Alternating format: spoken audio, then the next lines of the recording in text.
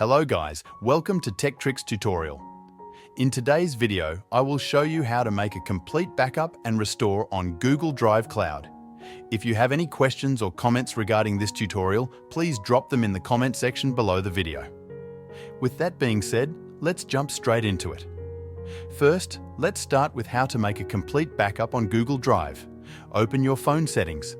Scroll down until you find Accounts and Backup. Tap on it. Here you can see the option to back up your data. On this page, you can see your account storage and the option to back up your data now. Tapping on this button will start your backup.